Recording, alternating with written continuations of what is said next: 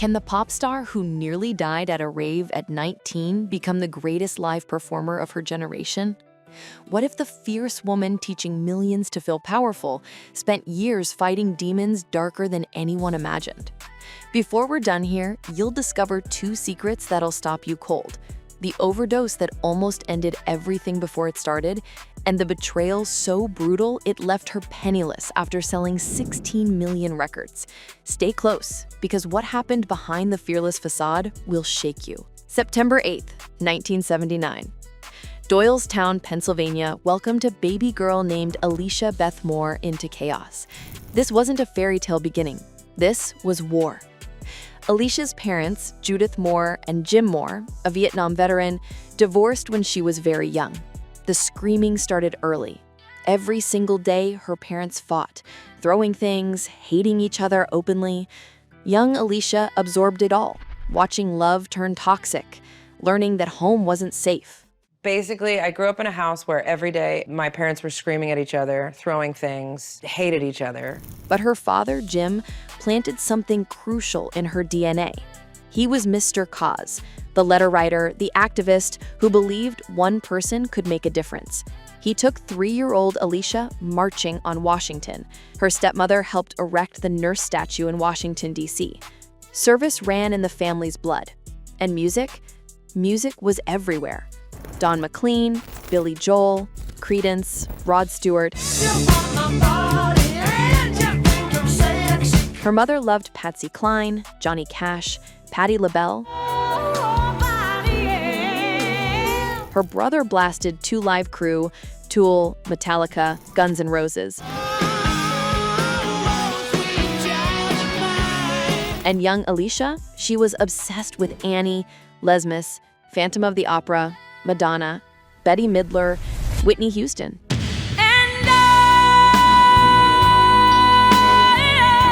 At 9 years old, Alicia begged her mother for singing lessons.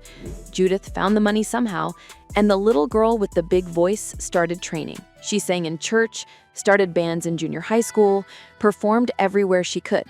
By 13, she joined a local DJ's rap group called Schools of Thought as a backup singer. The stage wasn't calling her yet, but the chaos at home was pushing her somewhere dangerous. The fights with her mother escalated. One got so violent that her mother fell down the stairs. Alicia calls it her one regret in life, the moment she can't take back. At 15, everything collapsed. She got into drugs. Heavy drugs. She started selling them too. Then came the final explosion. Her parents kicked her out of the house. She dropped out of high school. Off the rails doesn't even begin to describe it. Then I got into drugs. I was selling drugs. And then I was kicked out of the house. I dropped out of high school. That was off the rails. But what happened next almost ended her story before it even started. Thanksgiving 1995. Alicia was at a rave in Philadelphia. Just another wild night in a series of wild nights. She took ecstasy, angel dust, crystal meth, all kinds of things, mixed together in a toxic cocktail her body couldn't handle. I was on, ecstasy, angel dust, crystal, all kinds of things. And then I was out. Done. Too much. You almost died. Yeah. She overdosed. Done too much. Almost died right there on the floor while the music pounded and the lights spun. 19 years old and nearly gone. But somehow, she survived. And weeks later, something impossible happened. LaFace Records offered her a deal as the lead singer of an R&B girl group. The teenage nickname Pink stuck. Friends dubbed her Mr. Pink after watching Reservoir Dogs because she was such a tomboy. And the irony was perfect. She was in. She had escaped. Except the escape was actually another trap. The group was called Choice, and Alicia loved those other 2 women. They were friends, partners, building something together. Until the record executives called her into an office and delivered an ultimatum that would haunt her forever. I had to tell them that I wanted to go solo. That was the deal. And if you don't, I'll shelve you for the rest of your life. I'll never let you out of your country. You'll never do anything. So I went home and called my dad, and I said, I'm Everyone disappeared. No record deal, no management, homeless again. Alicia moved to the Bronx and lived on someone's floor, writing songs in between shifts at a gas station where she worked to survive. She renegotiated her own contract for an outfit from BB. That's all she wanted, one outfit. She got herself a publishing deal with some guys she'd been writing with. But there was a problem. She didn't know she needed to fire her old managers in writing. They still technically represented her. Years later, after her debut album Can't Take Me Home went multi-platinum in spring 2000, after selling 16 million records, those managers came back and sued her for everything. They took it all. Broke. And at the meeting on the Monday morning, they showed up and then they sued me for all of my money. And so in the Misunderstood, I'd sold like 16 million records and I was broke. Penniless. A pop star with nothing. But Pink didn't quit. She never has. Her 2000 debut included the top 10 hit There You Go, which teen people dubbed the I Will Survive for the new millennium. She performed on MTV's TRL constantly, this wild girl with pink hair and an attitude nobody expected. She met a motocross superstar named Carrie Hart at the 2001 X Games in Philadelphia, and something sparked. Then came the song that changed everything. In 2001, Pink joined Christina Aguilera, Lil' Kim, and Maya to remake Patti LaBelle's Lady Marmalade for the Moulin Rouge soundtrack. This song exploded. #1 everywhere. A Grammy for Best Pop Collaboration with Vocals. Suddenly, Pink wasn't just a pop star. She was a force.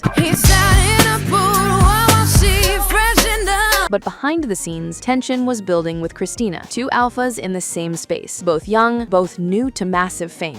We were super young and super new at the whole thing. And I think I'm an alpha and she's an alpha. Pink was used to taking altercations physical. Christina was used to verbal warfare. They were very different, very young, and women aren't taught to support each other on the playground. One night in a club, Christina swung on Pink. Actually swung. Pink laughed because it was so surreal. Years later on The Voice, after they'd both become mothers and grown up, they hugged it out. Simple as that. In 2001, Pink released Misunderstood, the album that defined her. Co-produced with Linda Perry, it showcased raw emotion and pain that resonated globally. The album sold 13 million copies worldwide. Songs like Get the Party Started, Don't Let Me Get Me, and Family Portrait became anthems.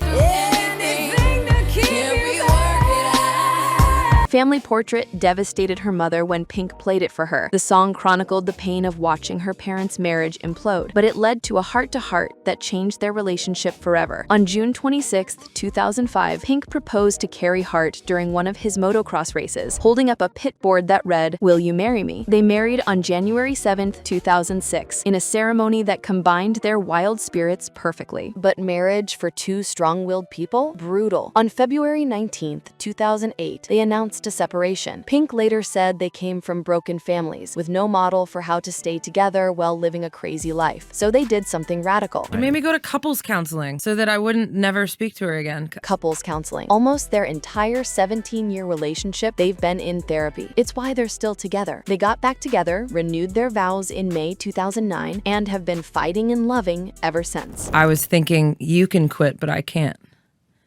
And so, you.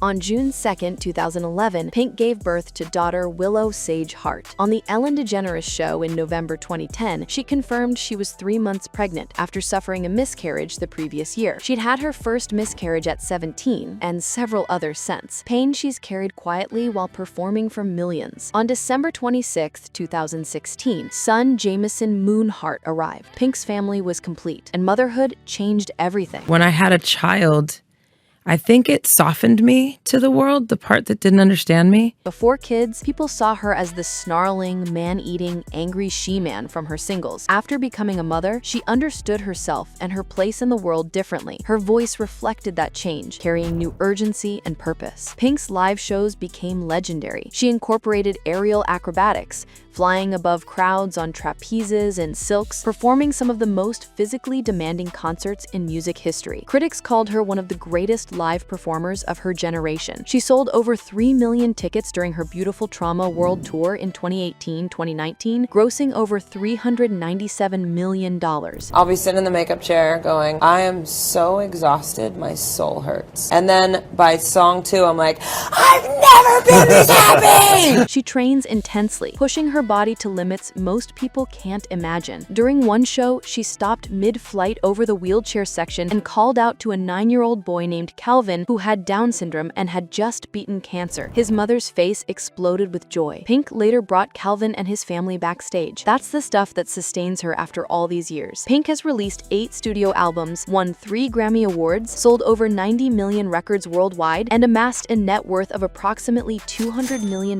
as of 2024. Her 2017 album, Beautiful Trauma, debuted at #1. Her 2019 album, Hurts to Be Human, featured collaborations with Chris Stapleton, Khalid, and Rabel. But success came with new battles. In 2024, Pink faced backlash for show cancellations and had to publicly apologize. Her 2022 song, Irrelevant, sparked political controversy despite proceeds going to the nonpartisan voting initiative When We All Vote. In 2010, she was injured during a stage accident in Nuremberg, Germany, when a flywire activated before she was properly attached to her harness. She's received death threats for using her platform to fight injustice. When her daughter Willow asked why she puts them in positions where they need security, where they face death threats, Pink said, "Because it's in me, and it's the right thing to do. I want to live forever, but I'm not going to be here forever, so I have to use my time. What are you going to do with your one precious life?" Pink became a fierce LGBTQ+ ally, speaking out against legislative attacks on drag queens and championing inclusivity. She's fought for what's right, even when it's cost her personally. She tours with her kids. Willow works quick changes with the dancers, and Jameson is obsessed with 2 of Pink's dancers. The whole crew is a traveling family of 200 people from different backgrounds who love each other, fight, argue, work hard, and play hard together. Willow wants to be an American ninja warrior. Jameson is a loose screw, a ham sandwich, currently trying basketball after soccer didn't work out. Pink is teaching them to see the world, to fight injustice, to use their voices. She's raising them on tour buses and in hotel rooms and at children's hospitals around the world. Pink was awarded a star on the Hollywood Walk of Fame on February 5th, 2019. She brought her whole family. Her mother, who used to call asking why Pink never told her about TV appearances, actually came to this one. It was terribly embarrassing and really sweet. When asked what she wants people to think when they walk past her star, Pink said, "I just want them to walk by and go, 'That's a badass right there.' Or, 'I remember that song that helped me.'" Pink is currently working on new music and has hinted at a possible Las Vegas residency. She said she wants to ride until the wheels fall off. When people say a woman has to slow down, become smaller, take up less space, calm down, her answer is always the same. Absolutely not. Why? Who says? From the girl who overdosed at a rave to the woman flying above stadiums, from homeless in the Bronx to a net worth of $200 million, from broke after selling 16 million records to one of the highest grossing touring artists alive, Pink's story isn't about survival. It's about refusing to be anyone but exactly who she is: the rebel, the mother, the fighter, the badass who won't slow down.